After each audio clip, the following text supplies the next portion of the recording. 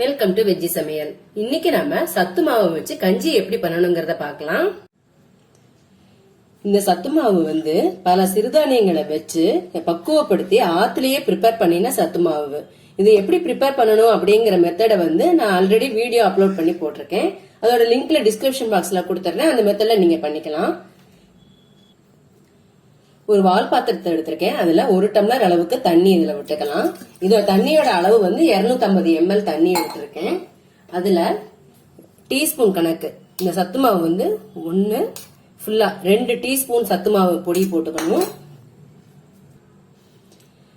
பொடியை போட்டுட்டு அடுப்புல வைக்கிறதுக்கு முன்னாடி இந்த கட்டி இல்லாம கட்டி 1 நிமிஷம் வச்சுட்டீங்கன்னா கட்டி இல்லாம வந்துடும். கட்டியே இருக்காது. இப்ப இதை நம்ம அடுப்புல வச்சுக்கலாம்.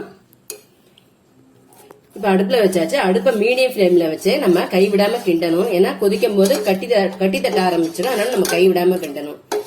எங்க சேனல் நீங்க ஃபர்ஸ்ட் டைம் பாக்குறீங்கன்னா மறக்காம சப்ஸ்கிரைப் பண்ணுங்க, லைக் பண்ணுங்க, ஃப்ரெண்ட்ஸ் அண்ட் ரிலேட்டிவ்ஸ் எல்லாருக்குமே ஷேர் பண்ணிடுங்க. இந்த சத்து மாவு கஞ்சி ரொம்ப உடம்புக்கு நல்லது. நம்ம மார்னிங் பிரேக்ஃபாஸ்ட் எடுக்கிறதுக்கு பதிலா ஒரு நாளைக்கு இந்த கஞ்சியும் குடிக்கலாம். அது மாதிரி 1 வயசுல இருந்து பெரியவங்க வரைக்கும் எல்லாருமே இந்த சத்து மாவு கஞ்சி குடிச்சுக்கலாம்.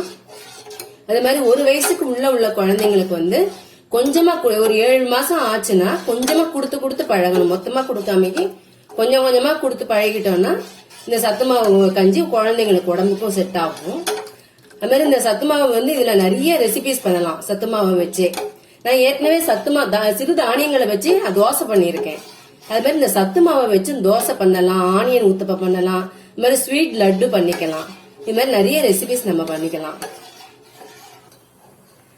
பாருங்க, நல்லா கொதி இருக்கு. நம்ம கிண்டிகிட்டே இருந்துட்டோம்னா நல்லா இது வேணா வேகணும். எல்லா தானியங்களும் இதுல இருக்கு இல்லையா, நல்லா வேகணும். நல்லா கட்டியார அளவுக்கு கிண்டிகிட்டே இருக்கலாம்.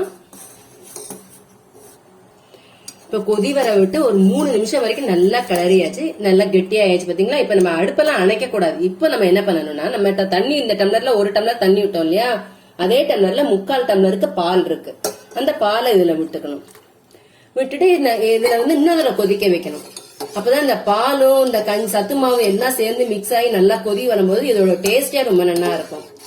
சிலர் தண்ணியில கொதிக்க விட்டு அடுப்பை அணைச்சிட்டு அதுல பால் மிக்ஸ் பண்ணுவாங்க. அப்படி இல்லாமக்கி நம்ம இது மாதிரி பண்ணும்போது இதோட டேஸ்டே ரொம்ப நல்லா இருக்கும். இந்த மாதிரி ஒரு தடவை நீங்க ட்ரை பண்ணி பாருங்க. பாருங்க, பால் விட்டு கரெக்டா ஒரு 3 நிமிஷம் அளவுக்கு கொதிச்சா போதும். நல்லா கெட்டியா ஆயாச்சு. உங்களுக்கு இன்னும் லூசா வேணும் அப்படின்னா இன்னும் கொஞ்சம் பால் விட்டுக்கலாம். இந்த அளவுக்கு இருந்தா ஆறும்போது இன்னும் சரியா இருக்கும். நீங்க ஒரு தடவை காஃபி, டீ இதெல்லாம் கொஞ்சம் அவாய்ட் பண்ணிட்டு ஒரு தடவை இந்த மாதிரி சத்து மாவு கஞ்சி குடிச்சா நம்ம பசியும் அடக்கும். இது இப்ப நம்ம அடுப்பை அணைச்சுடலாம். இது நல்லா வெந்திருக்கும். இப்ப அடுப்பை அணைச்ச உடனே இதுக்கு தேவையான அளவு நான் நாட்டு சர்க்கரை 1 ஸ்பூன் போட்டிருக்கேன். உங்களுக்கு ஸ்வீட்டுக்கு தகுந்த மாதிரி போட்டுக்கலாம். கூடிய வரைக்கும் ஒயிட் சுகர் அவாய்ட் பண்ணிட்டு நாட்டு சர்க்கரை போட்டுக்கலாம். அது மாதிரி இந்த சத்து மாவை பொறுத்தவரைக்கும் குழந்தைங்க 1 வயசுக்குள்ள உள்ள குழந்தைங்களை கொடுக்கறச்ச நம்ம சத்து மாவை சலிச்சுட்டு போட்டா நல்லா இருக்கும். இப்ப பாருங்க, சத்து மாவு கஞ்சி ரெடி ஆயாச்சு. இதை நம்ம ஒரு கிளாஸ்ல டிரான்ஸ்ஃபர் பண்ணிக்கலாம்.